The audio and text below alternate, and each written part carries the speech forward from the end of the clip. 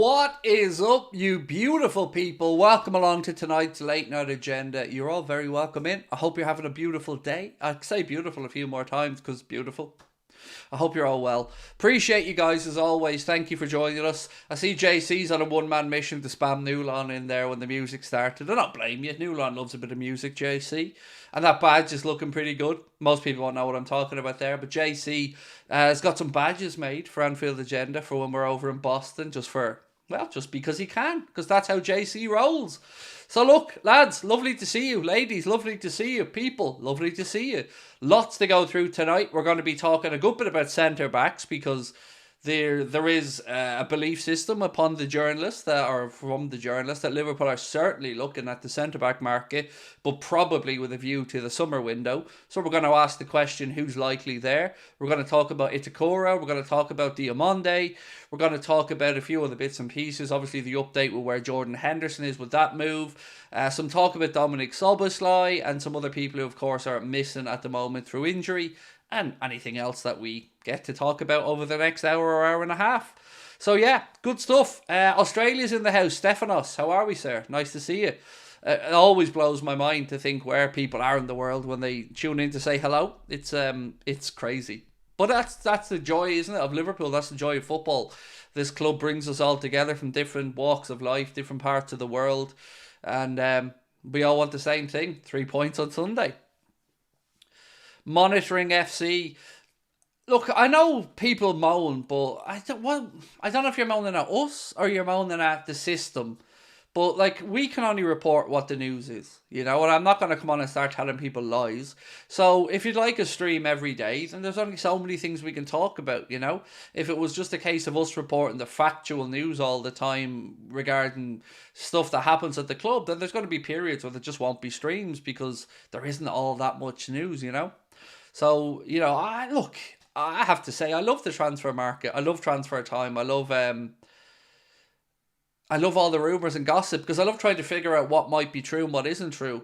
And I also love thinking that somewhere there's some Liverpool executives looking at all the stories or looking at all the stuff in the media and thinking, wrong, wrong, wrong, wrong. How does he know that one? Or how do they know this one? Or the fact that it could be players we haven't even spoken about that Liverpool have looked to bring in or are looking at. These are things that I love to try figure out. Love your content. Good evening, Craig, said Lorcan Riley. Thank you, Lorcan, and thank you for you being a member for a month, my man. So Ben had a meeting today with the tech guys who are developing the product for us that we told you guys about. We didn't give you full information on it because it's still an evolving thing, but we're hoping to have a build of it ready at the end of this month or early in February.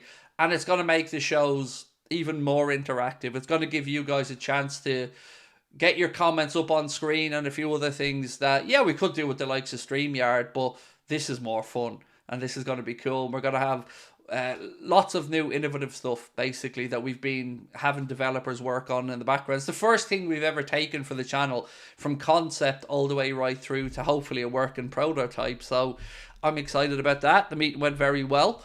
Ben was 3 hours in with the guys today, so can't wait. So hopefully we have that ready for next month.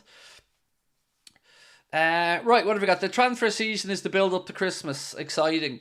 I love it. I love the transfer window. And look, we all knew that it was most likely going to be a quieter window across the board. And you've seen the numbers earlier on. I think it was Miguel Delaney put them out. That this time last year, we'd spent in the Premier League, 10 times more money than has been spent now. Right now in this window, it's only 10% of last January's revenue at the same time period. So it's crazy to see clubs, I won't say struggling, but certainly have to find wiggle room in the new P&O or profit and sustainability or whatever it's called in the Premier League, their new FFP. It's interesting to see it actually come to fruition. Tito, how are we? Said, how are we all doing? Out here in Florida, I got big news the missus is expecting. Oh, we love that, Tito. We love that, mate. Well in. Well, you're already well in with the sounds of it. What? Well in, my man. That's brilliant news. Congratulations to you and your missus. That's brilliant. Love to hear a bit of good news on the shows, mate. And is it your first? Either way, congratulations to you both. And I hope mother and baby are all very well. And Craig's a good name. That's all I'm saying, dude. Craig's a nice name. We haven't had an Anfield Agenda christened baby yet, so you could be the first. Jack how are you, man? Said, if only Mbappe could see how valued he would be at Liverpool. Madrid fans wanted Vinny gone after a few bad games, for God's sake. We push our Warriors on. Well, we are going to talk about Kylian Mbappe in detail tonight, my man. We kind of started it earlier on this afternoon with the 4 p.m. stream, but I did say that there was more information to come tonight with regards to salary expectations and stuff like that, so we will touch on it. And I do agree with you. It's no accident. You know, here's something that'll tell you that you're on the right track. So Alexander Isak was interviewed and he was asked what's the most intimidating or what's the hardest away ground to go to in the Premier League, and he said Anfield. So, you know, others can say it's a myth. Others can say that the Anfield influence is small, but often these are people who are fans of clubs that, let's be honest, might not get the crowd up because it's a straightforward game. Or we played Newcastle recently. They've been close affairs at times, and Isak has certainly felt I don't want to say the wrath of Anfield, but he's seen what the magic of the Anfield faithful can be when they're firing on all cylinders. Monster, welcome to all newcomers. Enjoy your new community, said Colin. Absolutely. Couldn't have said it any better. Lots of congratulations as well in the chat for Tito and his missus, which is lovely to see. Imagine Mbappe on the end of 7.53 XG. Nunes would be an assist beast. Look, I've imagined Mbappe in a lot of ways. The first question I would have is the number. What number might he take if he ever came in? Because we know he loves number 7, but we also know we have a number 7, so that would be interesting. Can't remember ever playing Bristol Rovers in my lifetime. Who's winning that game tonight? I know Norwich and Bristol are playing, and obviously we've got the winner of that. It was mad to see the other Bristol actually knock out West Ham last night. That was a crazy result.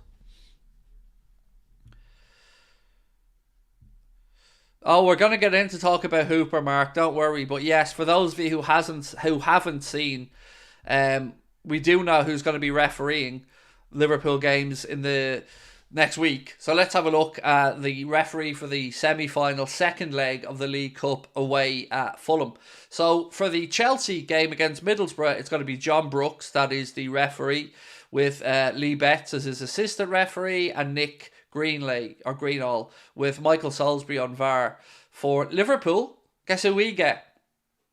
Going to London. Guess. Simon Hooper. You remember Simon Hooper? Good old Simon Hooper. The goal that wasn't a goal that was a goal.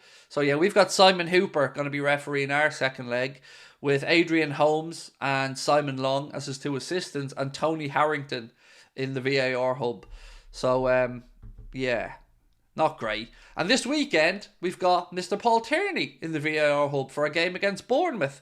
So, well done to everybody involved there. Great selections as always, looking out for good old Liverpool. So yeah, is this the first one Hooper's refereed since the incident? The first Liverpool game, I mean. Because I thought there was an agreement he wasn't going to referee Liverpool games this season, or was that just in the Premier League? Because obviously this is the League Cup, so maybe it's a little bit different. We're in London, aren't we? Yes, we are. We're in London for next Wednesday against Fulham, second leg, which I'm excited about, because then, hopefully, if all goes to plan at the end of that night, we are at Wembley. He's been the fourth official a couple of times. I'd like to know how Hooper copes without his beloved Spurs and no VAR. So, on the Simon Hooper thing, I know he was the referee for it, but it seemed like the big mess up was at the VAR end, though, in that experience. Now, Hooper was given the iffy red cards, to be fair, so there is that. But the goal stuff, the Luis Diaz goal that was ruled out, that's more of a mistake from the VAR hub, in all honesty. I thought he was banned from refereeing Liverpool matches at the end of the year. That was the question I just asked as well. Now, I don't know if maybe that only applied to the Premier League, because this is a cup game, so maybe it's a different situation, I don't know. No, Hooper lost that game far beyond the VAR shambles. Oh, Lauren, look, I'm not trying to defend the man. And he did have some really questionable decisions in that game. The 2 red card incidents. And of course, he was part of the mess up for the VAR goal, the Luis Diaz goal that was incorrectly ruled out. Any news about Mamadou Sonko from BK Hacken? We spoke about him yesterday, mate. It seems that Liverpool are certainly keeping tabs on the young man. I won't sit here and claim to know much about him, but it makes sense to me when I see Liverpool linked with, young up and coming attacking players in Europe. And he's certainly somebody who's caught the eye of a few coaches. So all I can say to you is it was reported that we are definitely monitoring him. That's all I got for you at this moment in time. But that's kind of where we should be at this moment in time with it, I guess. Are we going to sign a player in this window? I know you don't want to hear this answer, but the answer truly is it depends on what way the window goes. So I don't think the plan is to certainly say 100% we want to sign somebody.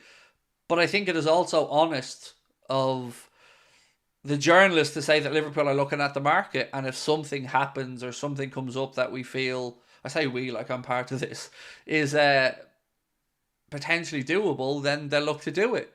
But I think the honest answer is the window in the summer looks like the most likely one for Liverpool to do any serious business in. I wouldn't at all be surprised to see just a few more loan players go out in this window and maybe nobody come in. But look what happened with Diaz. If somebody moves for a player that Liverpool maybe had an eye on for the summer, then the club could move in this window. But as it stands, that's kind of where we're at, I think. In your opinion, who's the most vital player in our current squad? I think there's three. Two. Salah and Alisson would be... you can say Verge, and absolutely there's credibility to having that conversation, but I feel like we've always got Kanade and some other good players in defence as well. But if you're talking absolutely vital, Alisson and Mo would be the two that I would say are the most important people. If we were to have somebody missing, if it was one of those two, I think we'd be scratching our heads worrying. If we lose Matip and Thiago, then sign Elise, how many homegrown and non-homegrown spots would we have left? So there's a few more things to come into the mix there. So what happens with Adrian as an example? If Kelleher moves on, what happens there? So I think we're going to be okay for some homegrown spots or for non-homegrown spots once players' contracts run out. So Matip, Thiago, that's 2 spots freed up.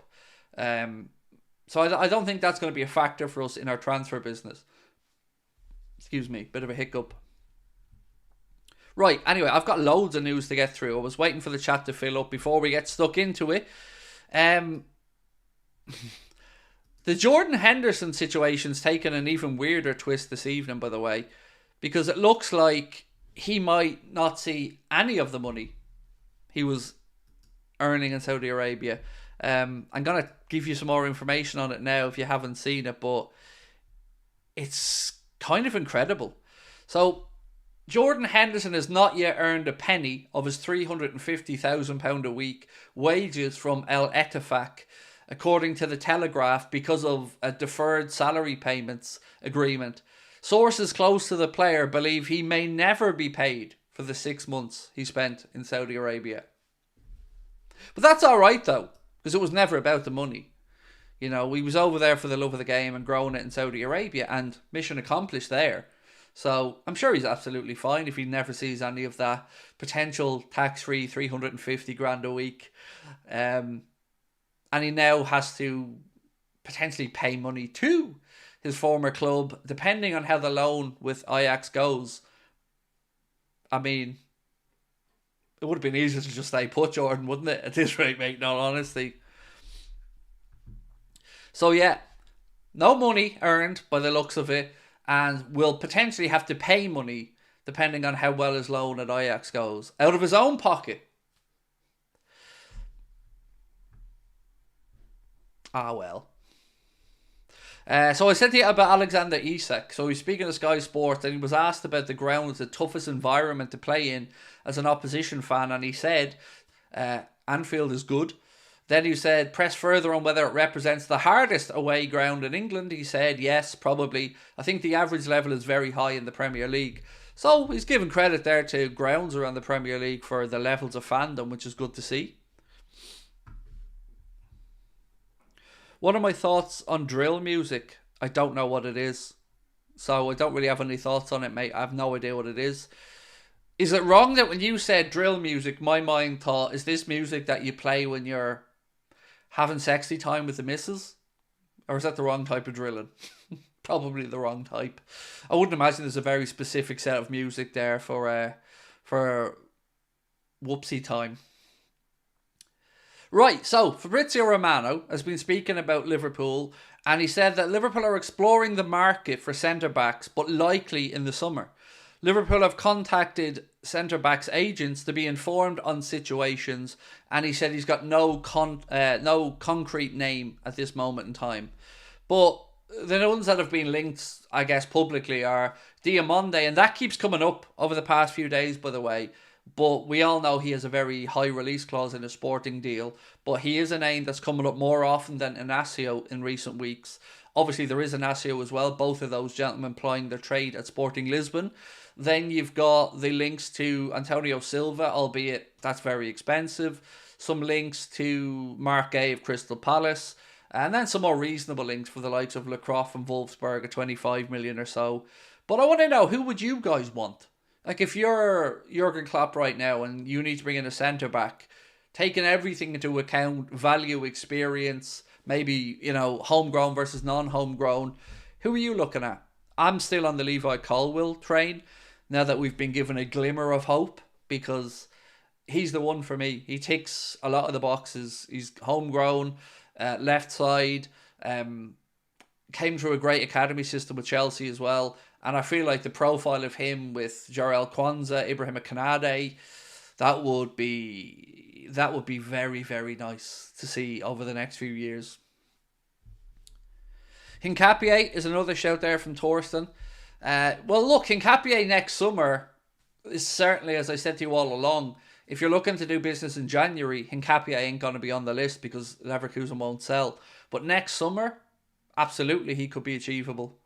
No idea how strong our interest is, but I think that's certainly a more realistic time frame for him to become available.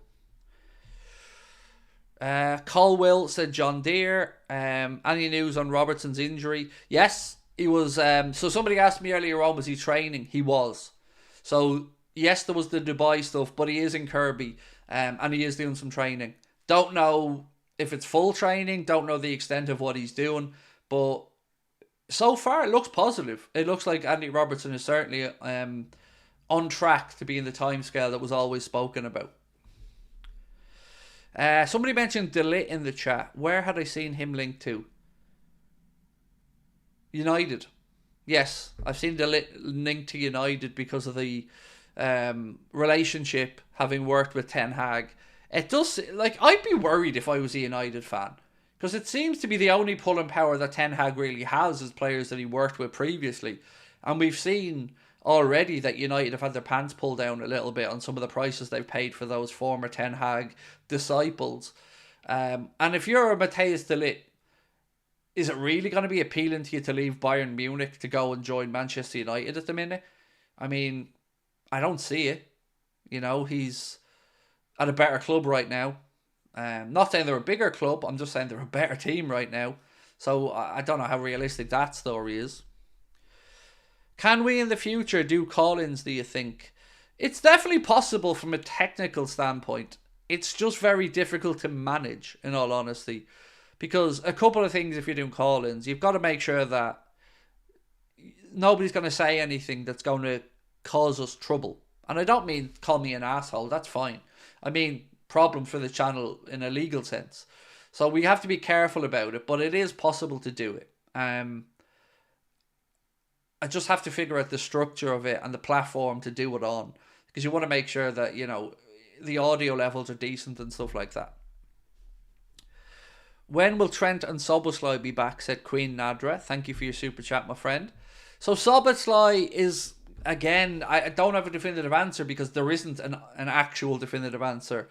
But if it isn't Bournemouth, it will be Fulham away on Wednesday. So that's what I read today even. So it looks like he's really close, but he didn't train, or at least wasn't pictured in training today. So I don't know if you read anything into that or not, or if it was always the plan that it would be another day or two. Trent, nothing other than the 3 weeks that we've initially been told, which kind of put him in the frame maybe to come back around the Arsenal game on February 4th. De Ligt has not been good in 5 years. I just don't feel there's value in Matthias De Ligt. You know, as soon as he went to Juventus on that ridiculous wage, I just felt like it was going to be difficult for him to get moves after that, because once you've tasted that money, you're not going to want to go backwards, are you? Call-ins like Babe Station, could call it Craig Station. That was actually going to be the name of one of my other channels at one point. We were going to call it Craig Station. No joke. Torsten, welcome to Anfield Agenda FC, my friend. Thank you so much for becoming a member, mate. Really appreciate that. Craig, who's your dream signing on realistic terms in the summer transfer window? Elise. I think if we're being realistic about it, I think Elise would be a great addition to Liverpool for many reasons. I think there's value in that rumoured £60 million release clause. Yeah, I'd say Elise. If we're talking about centre-backs, Cole will, but you have to see if Chelsea will sell. Yeah, that's probably where I'm at the minute. We need a centre-back. I think we could... Do we need a forward? Well, I guess the answer to that is we don't know. We may need a forward, depending on what happens with Mo. But either way, I just feel if Elise is available, even if it's a year or two before we would have thought we need to fill that position, I feel like it's a good option for Liverpool to look at.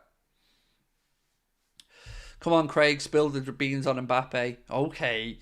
Right, so let's talk some Kylian Mbappe stuff then. Because, let's be honest, we all love talking about Kylian Mbappe. So, before we get into the potential of how much signing on bonuses and all that stuff, a little insight from Kylian Mbappe speaking with GQ magazine. He said, he was talking about players going to Saudi and stuff, and he said many great players who have shaped the history of football have left Europe this summer, and we are entering a new era. It's become part of the cycle of this sport, and at some point it will be my turn to leave. I'm not worried about these changes. I'm simply thinking about continuing my career and following my own path. So, I guess the devil's always in the detail with these things, and there's been lots of talk today about offers that are on the table for Mbappe from different parts of the world and from different clubs. So, a report came out to say that the offer from Real Madrid is slightly less than the offer on the table from Paris Saint-Germain to stay there. And we know that the rumoured number from PSG is about 100 million quid a year. That's going to come down to whether Mbappe wants to just take money or whether he wants to have legacy. Because if he wants to have legacy, let's be quite honest about this, he needs to leave PSG. So, if he closes off that part, then it comes down to two things. Do Real Madrid have an attractive enough proposition that they can entice Mbappe to go there? Well, there is talk that Liverpool and Madrid, both clubs, are willing to pay a pretty hefty signing on fee, which of course you would expect. Then there's talk of a salary of, and this has been written today, about 550 grand basic a week. Now, we had a good discussion on this earlier on without going into the details of what it could take. But let's explore the possibility of him coming to Liverpool for a moment. And then we'll work backwards and talk about Real Madrid and all that stuff. So, how is it possible for him to come to Liverpool Football Club? Well, as always with a big transfer, a couple of certain things will have to fall into line. And the first one is obviously the signing on bonus. It will be a very significant amount of money. Could we afford it? I believe the answer to that is yes. Look at it this way. If you're buying Mbappe, think of it that way. You'd basically be buying him without buying him. So you'd have to pay a certain amount of money for the signing on fee. Probably somewhere like 70 or 80 million quid. Then you've got the wages. And the wages is where we'd have to get a little bit creative. And this is what we were talking about earlier on. So look at the situation with LeBron James and his relationship with FSG and how that's evolved over the years as he's come closer to the end of his playing days. So FSG gave LeBron James a little taste of Liverpool. And then they gave him a little taste of their overall business. Now, imagine for 1 second that Liverpool want to sign Mbappe. What's to say that they don't do something similar? Because remember, they're going to want to set up an NBA franchise. They're looking at maybe the one that's going to come up in Vegas, and they're hoping that LeBron James and themselves will become part of an ownership group of that. So why isn't there an avenue there to tempt Kylian Mbappe with the same thing? Players have to look towards the end of their careers, and Mbappe is still a very young man in football in terms, but they'll always look to the future. And we might not be able to give Kylian Mbappe a truckload of cash right now like PSG can. But who's to say that this isn't where FSG's portfolio plays into our benefit? So they have these relationships with Nike. They have these relationships obviously in other sports now, in golf, and most likely going to be NBA, and certainly in the NHL. So maybe Mbappe forms part of a future ownership group of one of these things with a small percentage. Maybe that's some of the trade-off. Maybe Nike become involved. And I know I've said this numerous times, but if I'm a Nike executive and I see Kylian Mbappe currently playing in PSG, and I'm thinking, all right, he's at PSG, that's cool, he's in the Nike family. There's no part of me that's going to want him to pull on an Adidas shirt every week. Now, look, these things happen, of course. There's many players who have contracts with one brand and wear jerseys of another brand. But when you get to the very elite few, you don't want to see it. If you're paying out a truckload of money to a sports person to be an ambassador for your brand, you don't want to see them wearing another brand. And whatever way you dress it up, Real Madrid are an Adidas club, and he would be pulling on an Adidas shirt every week after spending a lot of time in a Nike shirt. So I can't help but feel that Nike would prefer him to stay in the Nike family of clubs. And that's, of course, where we come in. So there are many avenues that we could look to tempt Kylian Mbappe with. And whilst we will say we can't compete with PSG because they're not operating as a business in my eyes. They're operating as a brand that's owned by a country that doesn't care if they lose some money. But we can offer them the legacy. We can offer them what Madrid can offer them. And Madrid can offer them a Champions League. We could probably offer them as close to that. Madrid can say, come to Madrid, you'll have a great chance to win a Ballon d'Or. I think Liverpool could make the same argument, albeit probably at a slightly lesser level. Because Real Madrid it's where people win Ballon d'Ors. But Liverpool have done that occasionally as well. So I think it depends how much John W. Henry wants it, if he wants it. Because I get it. It's unrealistic. It's un-Liverpool-like. All the things that people say, I understand it and I appreciate it. But I can't tell you why John W. Henry has had this desire for Mbappe since he was at Monaco. And whatever way we talk about it, you have to say, why would somebody try to convince him 5-6 years ago? Why would he continue to have conversations and keep a dialogue with Mbappe and his family unless you are waiting for this opportunity? And this is the only time it's going to be potentially possible for Liverpool to afford Mbappe. Because once he signs on at Real Madrid or elsewhere, that's it. It's back to playing the game of humongous transfer fees, $250 million upwards to sign the kid, and you're never getting them. So I'm not saying it's going to happen. All I'm saying is, if it happens, it's going to be now. It's going to be before his contract is up with PSG. So now we just got to wait and see what happens. Is he going to go and do what we all think he's going to do, which is go to Real Madrid? Absolutely possible. But we also have to ask, financially, can Madrid just keep doing this stuff? Do they have the funds to do it? Do they have the wiggle room to do it? And that I don't know the answer to, because I don't know Madrid's finances well enough. But I can tell you one thing, we can afford it.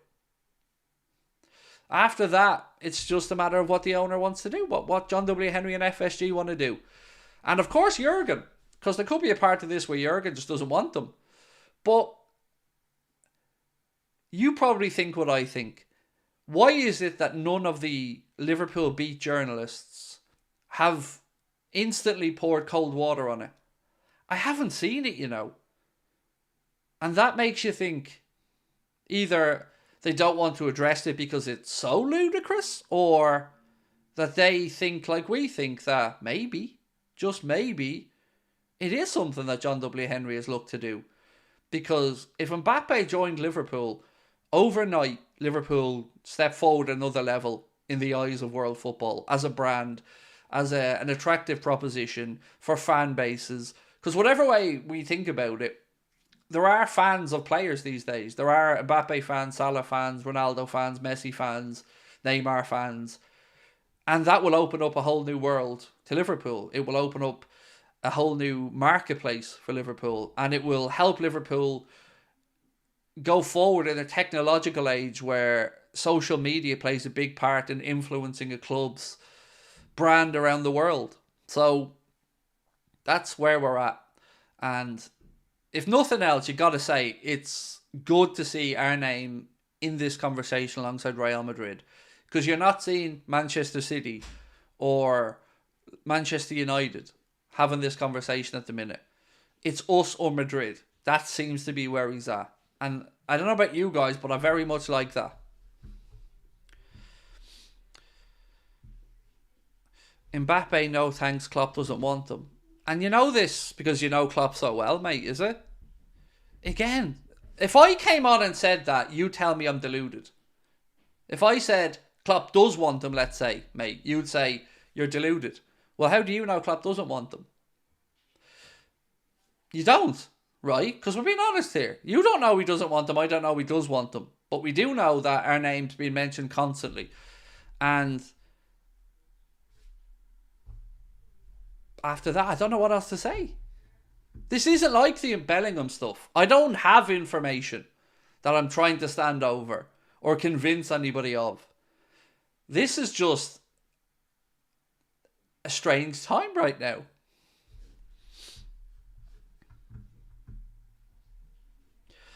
What's your thoughts on overpriced LFC hospitality? It's not unique to Liverpool, but I agree with you. So, from doing a bit of research on this subject over the years, I've been able to find out information that kind of opened my eyes a little bit to how little the venues, like let's say the Sandon as an example, when they do the Liverpool Upper Anfield Road End hospitality package, there's lots of stuff to show that the money that they're receiving for the meal part of it is pretty insignificant. Like, I don't know what it is, a head, 16 quid they get paid, something like that. It's lower than I thought anyway. And the majority of the money just goes back to the club for the ticket sale. So yeah, it's overpriced. It's definitely overpriced. And I've looked at potentially going hospitality for a few things. And I've done it for boxing. I've bought packages where I've gone and had a 4-course meal and watched the boxing from good seats. And I found it to be fairer value than some of the prices I've seen for the Liverpool games. But ultimately, if people are willing to pay it, they're going to keep selling it. And people are willing to pay it. So it's going to keep happening.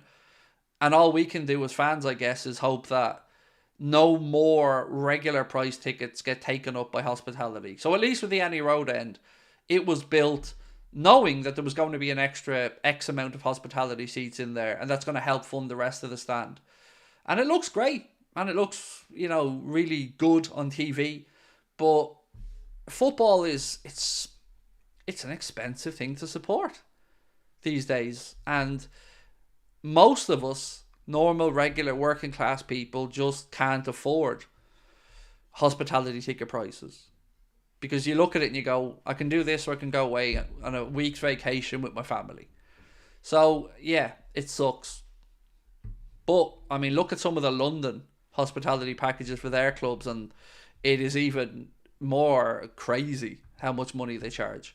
I remember somebody telling me about, I don't know if it was Fulham or Chelsea, it was one of the two, that their regular season tickets went up to an astronomical price for no reason overnight when Bowley took over. I think it was Chelsea. I think with Fulham, maybe it's the main stand. The new stand that they're doing, the prices they're asking and that are ridiculous.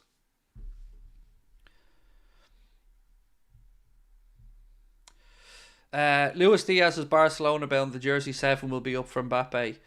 Is he Barcelona bound? Would you sell him? I mean, if Barcelona put 60 million down on the table tomorrow for Lucho. No, not tomorrow, because that wouldn't give us time. At the end of the season, if Barcelona lashed 60 million quid on the table for Lucho, would you take it? Yeah, I'm interested to see what your answers are on that one, because for me, the answer would have to, I'd need to know who the replacement is before I give the answer.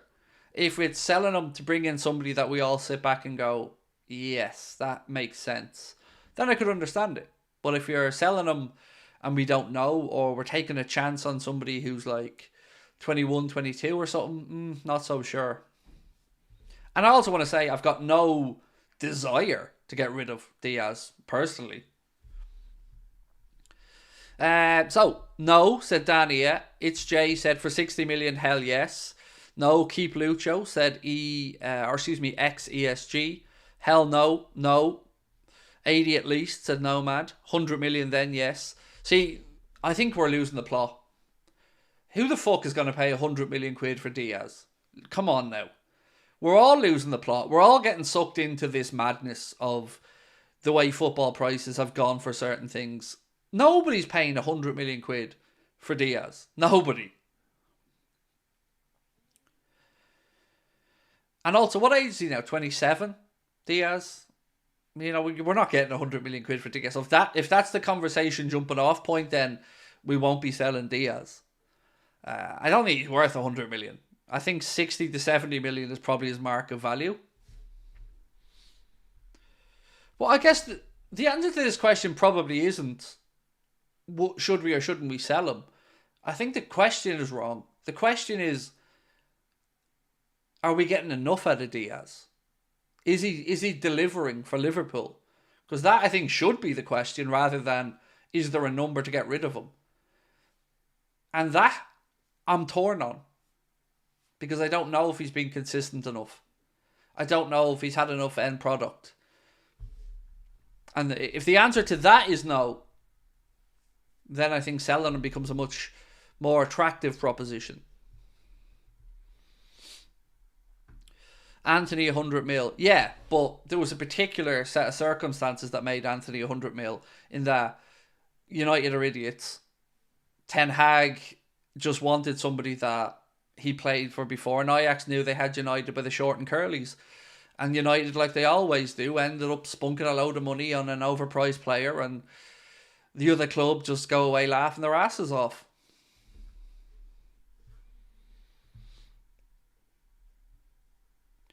I'd give Diaz this. He looked better on the right. He's awful on the left. I just feel with Diaz, he's too predictable at times on the left. So he brings the ball in and he runs across the front of the 18-yard box, or cuts inside, running across, trying to do... I think he makes the pitch too narrow for us. When he cuts inside, there's a whole lot of space behind him that we're not utilising. And he cuts into a congested area of the pitch where there's usually Jota or Darwin, 4 or 5 defenders. And it makes it more difficult to try and prise open a team that's probably already playing with a pretty compacted low block against us. So I think at this stage in our evolution under Klopp, I'm kind of done with inverted wingers.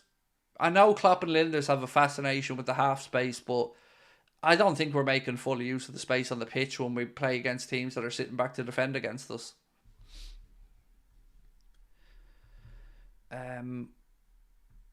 We could have got Anthony for 50 million in June.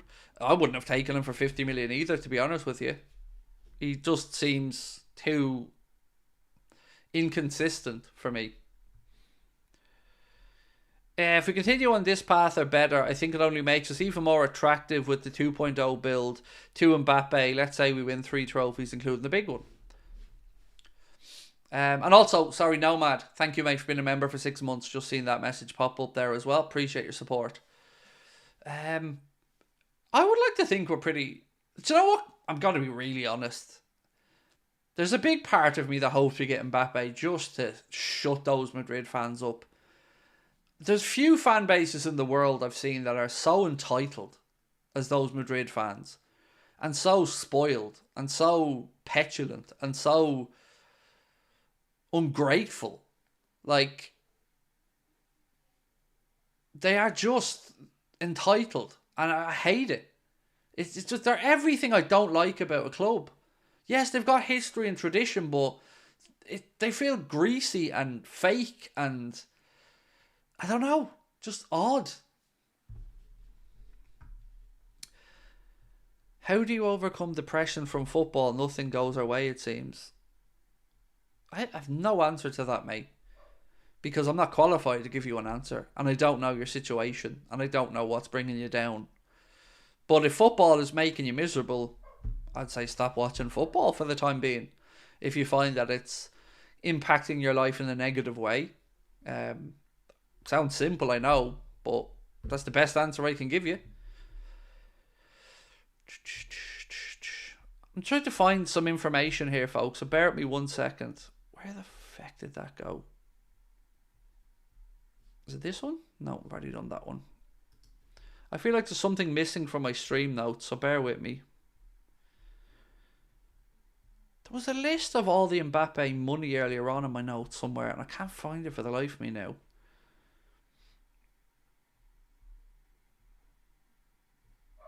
Alright, here it is. I've got it here. So, there have been reports that PSG have offered Kylian Mbappe a staggering €100 million a year to stay in Paris, with Real Madrid only willing to offer €30 million. But a fresh report from Spanish outlet Le Figaro claims that Liverpool and Madrid are willing to pay a huge signing-on fee alongside a salary worth about €35 million a year. The report adds that would comfortably make Mbappe Liverpool's highest earner, with the French superstar potentially pocketing a cool weekly wage of about £580,000.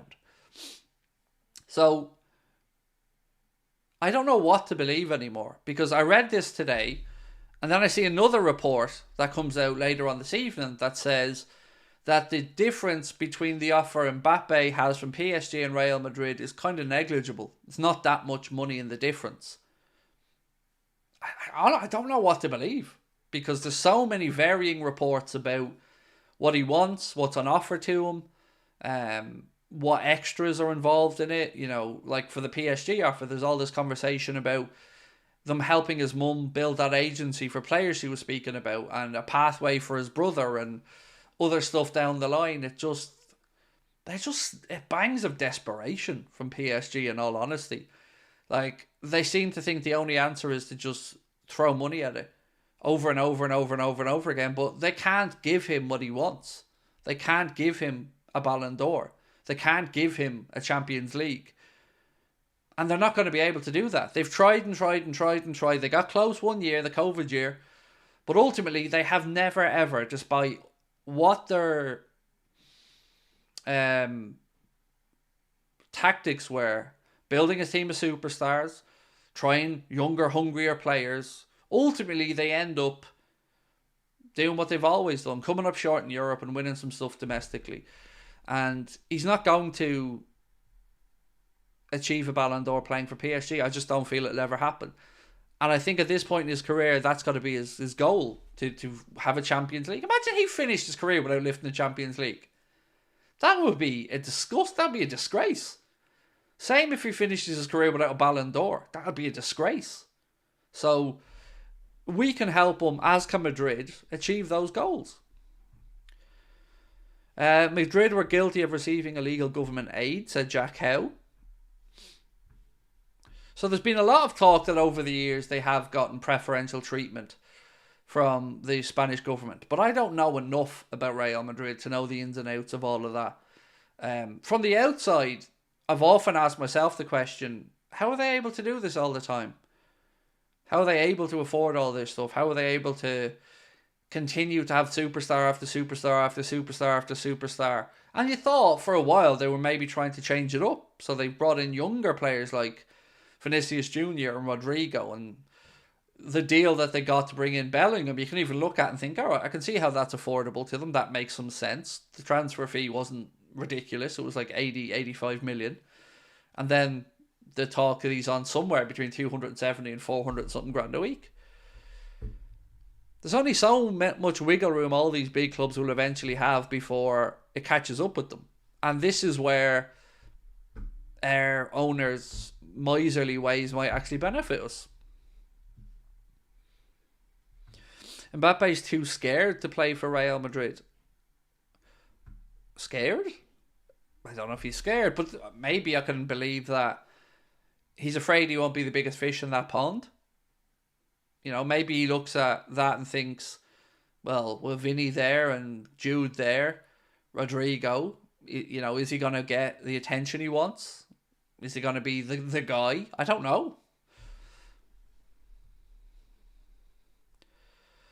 What would Mbappe prefer, Klopp or Ancelotti?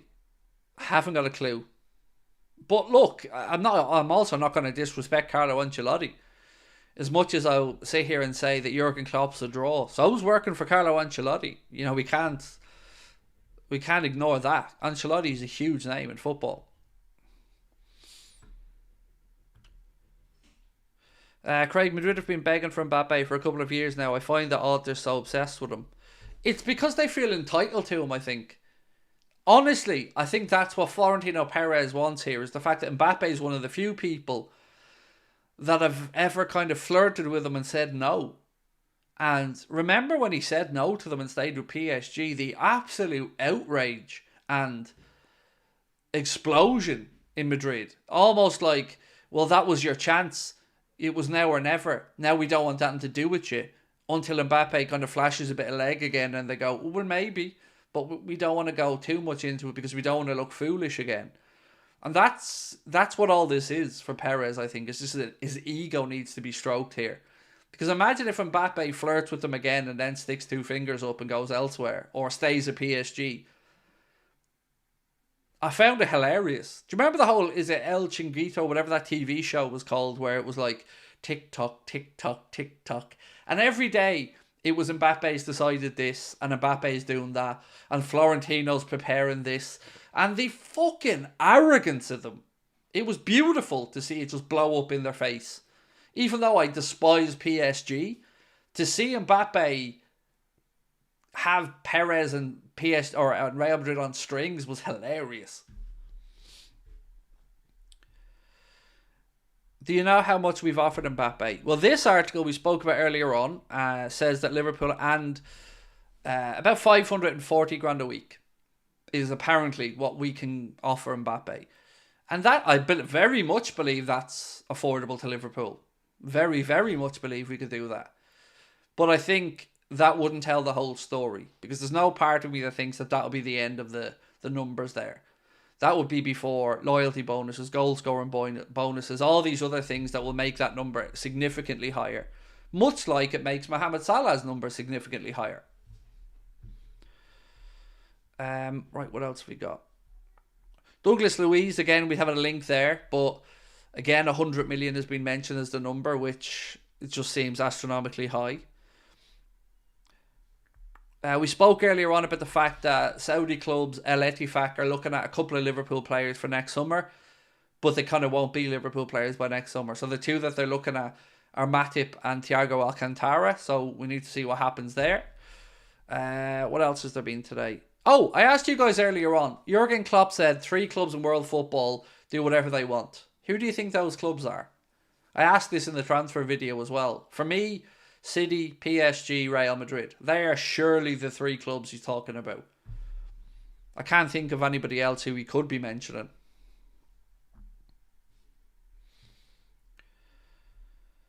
Trophies, merch, potential could pay for Mbappe at Liverpool. It certainly wouldn't hurt. 20% of every shirt sale come back into the club. Chelsea, maybe. Yeah, a lot of people in the chat saying City, PSG, Chelsea, or Real City, Chelsea. I can see how you could, I can see how Chelsea could be one of those clubs, maybe, because they do seemingly have the ability to spend £1 billion in a year and still be able to go into the transfer market. So, yeah, if that's not doing what you want, I guess I don't know what is.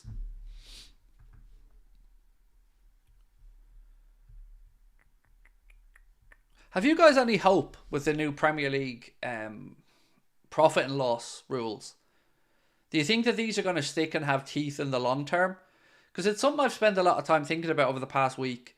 You know, we've seen them have some teeth, but kind of take the low-hanging fruit with Everton and Forest. I am intrigued by it because it does seem like it's certainly affecting clubs' ability in this market. You look around right now and so many transfer stories that we see and hear about, there's always been talk of a club having to free up funds beforehand. So if it's Newcastle, maybe having to sell one of their star players. Or if it's Arsenal, maybe having to move somebody on before they can free up money to bring in a striker. United, very same thing. They seem to try and stay within this boundary. So it does seem to have the impact on transfers at the moment, in the January window anyway. Do you think Liverpool are looking at cheaper players this window like Diomande instead of Inacio? Well, Diomande is more expensive than Inacio, so it doesn't make any sense, mate. Diamande's release clause is, I think it's either 80 million euro or 70 million euro. I don't know off the top of my head. And Inacio's is 60. So there would be no saving money there unless you got Sporting Lisbon to maybe agree to a lesser fee. City, Madrid and PSG, said Coach Bill. Funny how everybody gets to win global awards when they join these clubs. Like Salah has the numbers and still undermined in global awards. Yep. And VVD that year as well. You know, he should have won that Ballon d'Or. Profit and loss will be effective as FFP where rich clubs are concerned. And I don't like that rich clubs have a fairer shake of it than lower clubs in it. But I do understand how people can look at the system and think that the big boys get away with it. Because it kind of feels like that. We are one of the big boys. And although we're not trying to get away with anything, it certainly does feel like there are more concerns perhaps before a charge is implemented against one of the bigger clubs. Whereas the Forest and Everton stuff, it does feel like they're kind of taking the easy way out. TOTT2KZ1 said, I'm loving this season with the young players coming through like Bradley and Kwanzaa taking their chances. Future looks bright, could save us millions. Yes, 100% yes. It's great to see that happen. No, you don't want us to get cheap about it. So, but if you can bring through a couple of players, even, let's say you average 2 every 3 years that come through the academy system into the first team, that's surely a good thing. And we touched on it earlier on about the CIES Football Observatory crunching the numbers around Liverpool's and others' academy sales over the last 10 years. And Liverpool have brought in £171 million or something. So, averaging 17.1 million a year, which is low compared to Benfica, who topped the list at like £500 million over the last 10 years, which is a lot of money generated from their academy products. Any news on Andre? No, his name's gone very quiet in the transfer circles, full stop. Regardless of whether it's Liverpool or outside of Liverpool, it's just gone really, really quiet. Do you think they should cap transfer fees? I don't know if it'd work, because honestly I feel like clubs are so astute in the finances these days. They'll move money around and they'll hide it. I know it's horrible to think that way, but there's no part of me that thinks if there isn't a salary cap in place or a transfer fee cap, they'll find some way of circumventing it to give somebody something that isn't on the books or something. There are rules for everybody and no rules for Manchester City, said Sergio. Everyone's as frustrated over City and the lack of clarity on this situation. Like, imagine having the balls to come out and say, yes, there is a date set for the Manchester City hearing, and then saying, but we can't tell you that date. Why? Like, there's no, as far as I can see, nothing sensitive or nothing. There's no reason to not give the date. I don't understand it. It just looks grubby when you don't give the date. It looks like they're secretly trying to do something shady behind the scenes. It just does not. It's not a good look. And I don't know why football's so afraid of... I absolutely do know why football's afraid of transparency. The same reason why you guys probably think football is often afraid of transparency, because because it's iffy and dodgy and greasy at times, and these morals that they want to hold all of us to as football fans and they want to preach to us about, a lot of the times senior executives at some of these clubs, morals go out the fucking window when a pound note comes into it. And that's what I get. That's what really annoys me about modern football and Sky Sports and all these people telling us how we should feel, think, and yet at the same time, when you actually dig into their own businesses and look at, like, as an example, I read a story last night about Boxer and Ben Shalom and Sky Sports and somebody that they've been using to help make boxing fights happen and attract players to contracts, and that person's already been done for spot fixing and other sports. And it's like, fuck off preaching to me if you don't walk the walk. If you are whiter than white and cleaner than clean and, you know, you want to preach to me, fair enough, but don't ram this shit down my throat when I know you're full of it. And it does my head in seeing it on Sky all the time. You're not there to preach to me. You're there to deliver sports news and entertainment. My parents did the raising of me, thank you very much. I know it's a football channel, Craig, but I've always considered this channel as family, and I need to ask a question. How do I fully get over my ex? She makes me jealous so much. Well, you've answered your own question. You're giving her that power over you. Don't ever give anyone that power over you. Ever. You have the power to switch that off. I'm not saying it's easy. I'm not saying you don't miss the girl. I mean, I've had my heart broken, mate, and it took me a long time to get over it. But give nobody that power over you. Nobody. And if there's one thing I think I can say, and I've learned, nothing less appealing to a woman than a weak man. And I don't mean that in a physical strength. I mean that in an emotional state. People in general want what they can't have. So make out like you don't give a shit. Make out like it hasn't affected your life in any way. Even if you're at home and you're crying into your pillow at night, act as if. Project to the world that it's not bothering you. You move on. And maybe you'll see things change a little bit in that sense. That would be my advice. You know? That's what I always say to myself. Act as if. Act as if you've got a 12-inch knob. Act as if you own a room when you walk into it. Act as if. There you go. That's the best I can say to you, my man. Don't let anybody, though, at any point in life, ever have that power over you, mate. Never.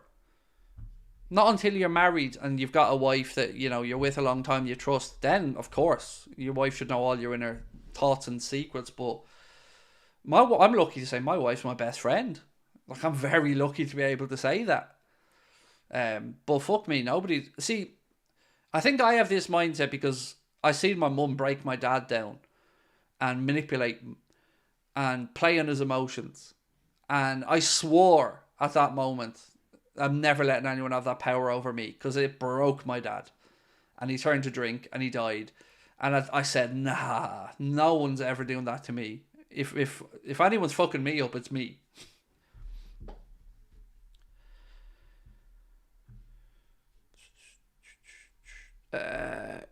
Look at Craig giving dating advice. Confidence is sexy. I've never had trouble talking to girls, ever. Doesn't mean I think I'm good looking. It's just, they don't faze me. It never fazed me. I've always been confident in my own personality that I can make someone smile or laugh, and that goes a long way. Is this the Night Like Loving with Agony Uncle Craig? It's whatever you want it to be, Craig Gatland. Look, I'm just answering a question that somebody, you know, asked in the chat, and I appreciate that people feel open to ask these things in our community. I love it.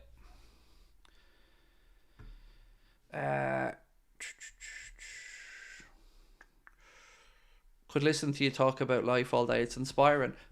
So, you know the way I've always wanted to be on the Happy Hour podcast? There's been a reason I've always wanted to be on the Happy Hour podcast. Apart from the fact I like the Happy Hour podcast and I think the guys involved are brilliant. I have a story. That I genuinely think, I hope, can give some people hope who've been in the position that I've been in. And close to giving up. And I want that story to be told, but I want it to be told once. I want it to be told the right way. And I want it to be told on the right platform. And I've always wanted it to be the happy hour because I trust the guys on there. But ultimately,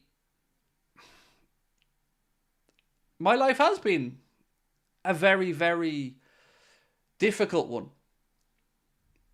But I found a way through luck, perseverance, other people's kindness to cling on to something to give me hope. So I don't like going outside. I don't like meeting other human beings too much. I'm not very social in that sense.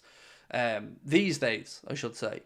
So I looked at the world and thought, if I can build something from my house where I can interact with people, but I can still control my anxieties and build a community of people that get on with me, that have similar morals and similar beliefs, who knows where that might end up. So that's what this channel's been for me from day one. It's been a personal journey. It's been a test. It's been a lifeline. It's been an inspiration. And I've never hidden the struggles. I've never, professed to be happy when I'm not. But there's a story that you don't know the whole of, and I'll get it out someday at the right place. But I'm not arrogant. I'm not saying, oh, my life's brilliant. I'm saying I have a story to tell that I think can help people. Because it is a bit inspiring, I'm not going to lie to you. I've been through a lot. But the inspiring part, I don't think has ever been me. I think it's been the people around me that have not given up on me. That's the inspirational part in all of this to me. It's my wife, my friends, my family, and those people who've, not let me give up on me. So I'm a huge advocate for mental health, as you know about. I've given talks, I've gone on radio stations, I've done stuff that you guys don't know about because I don't go on about it all the time because it's not that important to what we're talking about. But yeah, right platform someday. I've always wanted it to be the happy hour because, as I keep saying, I love Jack, Mate and Stevie and I think they're brilliant. But it's never been forthcoming, so we'll have to reevaluate it. But it's fun. It's fun being able to do this every day. It's a pleasure. Like, imagine seeing your name on Ticketmaster. Because I'm a normal guy, like you, at home. And I get to see my name on Ticketmaster for a show in Boston. That's blows my mind. Even if 10 people show up, it blows my mind.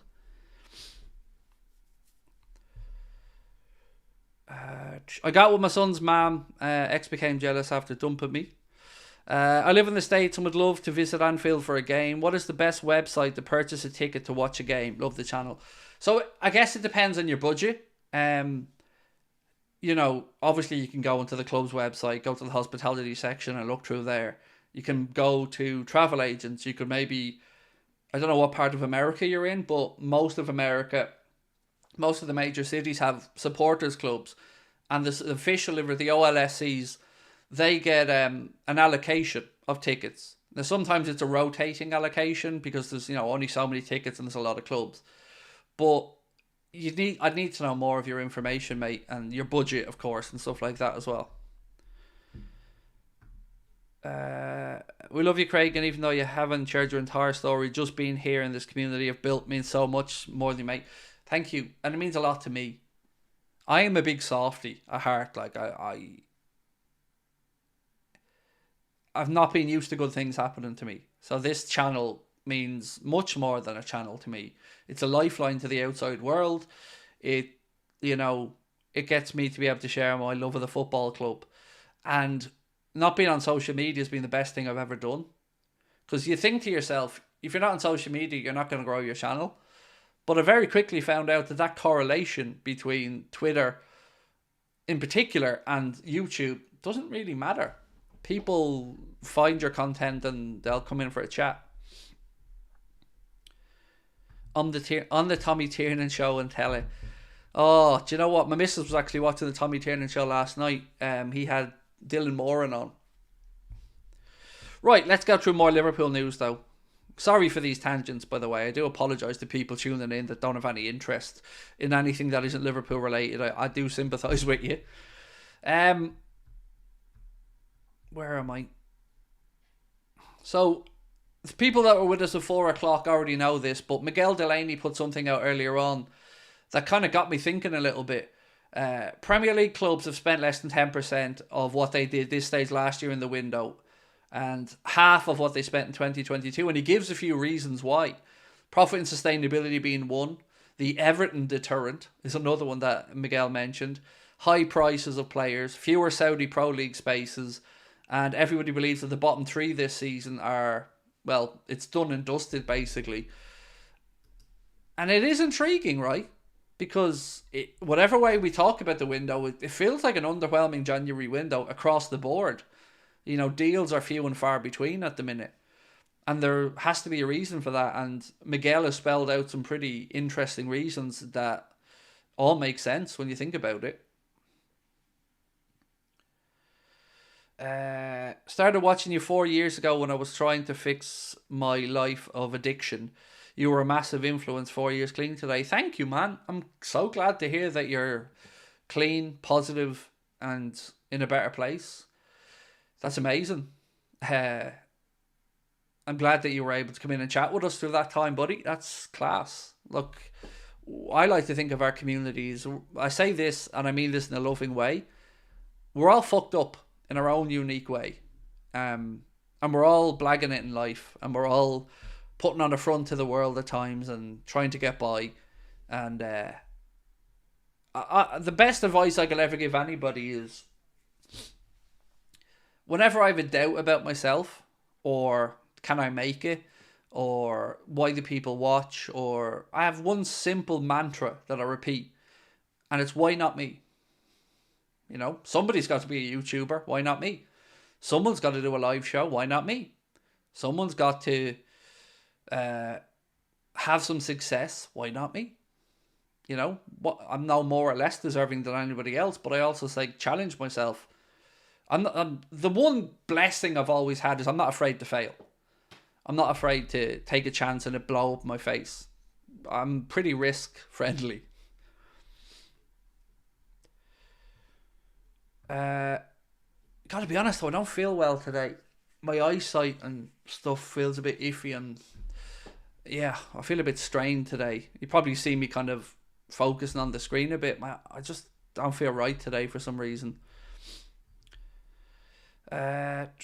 Keep on being you. Funny, clever with words. All the best explaining things. You'll never walk alone from Denmark. Thank you, Yusko. Appreciate that, my man. No, it's not COVID. I haven't been right for a while. My breathing's been really, like, you see me pause at times. My breathing's been terrible. I just haven't felt great in a while. Like, physically, emotionally, I'm sound.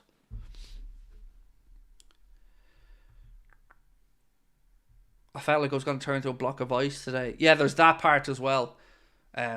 Because of my problems with my jaw and stuff, the colder it gets, the more headaches and stuff I get. I don't know if anybody else feels that with the cold weather. You know, the old bones definitely feel cold.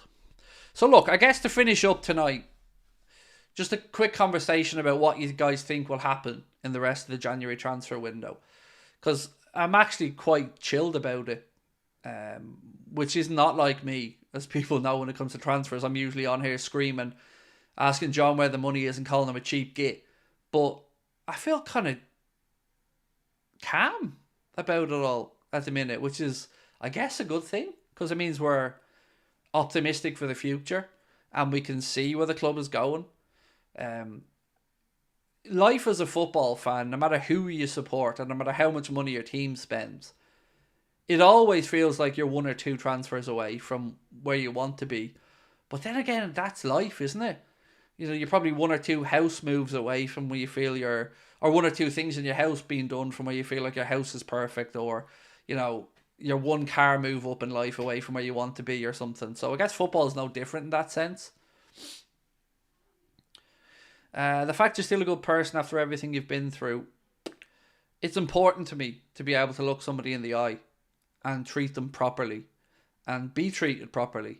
Respect to me is huge in life. I cut ties with people like that if I feel that they're just bad people. And there's something to be said as well about putting out positivity. It's weird. I don't believe in religion and stuff, but I do believe in energy. And the day that I opened up and said, I'm going to accept compliments and I'm going to understand how to love my wife properly and how to receive it properly, and it changed me, because I used to think I had to be, a hard man because of the family I came from and because, that was the environment. And I used to feel like I had to be a certain way and I didn't know who I was. And working with my psychologist helped me figure out who I am. And that's sounds so crazy, but I knew what I thought was meant to be, but I didn't know who I actually was. And now I'm slowly figuring it out. Maybe FSG had a plan all along. Be careful, my brother's wife died in bed on Monday night. Well, I'm sorry to hear about that one, mate. Jesus. I don't think I'm at that point. I don't know. Yeah, I just don't feel great. I think as it stands, no movement until the summer. That's my guess at the Facement Network. Thanks for being so open. As somebody who doesn't like to socialise anymore, did you find it hard going to the show in Dublin last year? Yeah, I did. But you know what? The end of it made it all worthwhile. So, did I find it hard going? Yes. Did I find it hard walking out on the stage? Absolutely. Did I feel like I probably wasn't at my best? Mm-hmm. But at the end of it, when I got to meet people and felt warmth and friendship and sincerity, that made everything worthwhile. All of it. And that gave me more confidence for the channel than anything else that's ever happened. Any clip, any sponsorship, any revenue. Just knowing that there are really good people out there rooting for you. That was lovely. When is the hearing for City? Unfortunately, Magnus, they won't tell us the date, bud. They said that it's set, but they won't say when. So, I don't know. Right, I'm going to go because, as I said, I'm not feeling the best and I just want to rest up a little bit because I'm feeling a little bit dizzy in all honesty. So I will catch up with you guys tomorrow, 4 o'clock and 8:30 as always. So be well. Lots of love to you guys. Thank you for coming in this evening, and hopefully we'll have a bit more to talk about as we head back towards football on Sunday. Talk to you soon.